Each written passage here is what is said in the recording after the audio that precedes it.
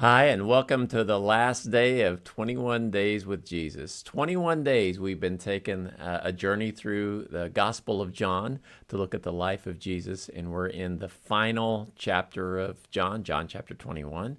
And this is an interesting chapter because every other gospel, the last, Matthew, Mark, and Luke, the last chapter is the resurrection of Jesus. And that's as far as it goes. However, John's gospel finishes in John chapter 20 with the resurrection of Jesus, but it adds a chapter. There's some extra stories in John chapter 20, and they're great stories. And I think that this kind of helps us understand that the walk with Jesus continues. It doesn't end with the life of Jesus. You know, the disciples had been walking with Jesus for 3.5 years. And Jesus died, Jesus rose again. And I wonder if they thought our walk with Jesus is going to end, but it didn't. It continued on. Jesus, though he would ascend to the Father, he would be gone. They would continue to walk with him. They would continue to follow him. John chapter 20, they meet Jesus. There's several times the disciples meet Jesus after his resurrection in different times. They met him here at the seashore and they had a meal with him. And then there's an interchange between Peter, which I think is beautiful. Peter had denied that he knew Jesus 3 times. And Jesus asked Peter 3 times, "Do you love me?" And then when he gave the affirmative, he said, "Yes."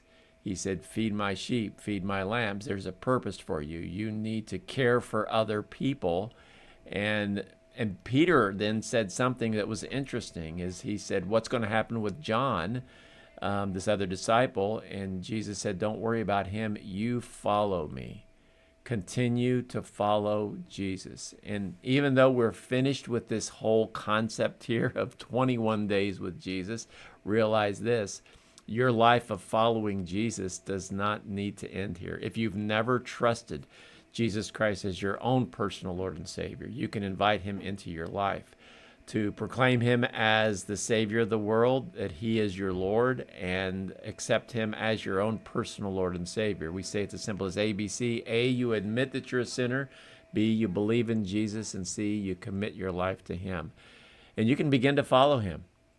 Those of you that have trusted Jesus Christ as your personal Savior, you've taken that step of accepting Jesus Christ. You believe and you receive, and you're a Christian. Continue to follow him. The Christian life is not that complicated. It's just a walk with Jesus. As often as you can, have a conversation with him.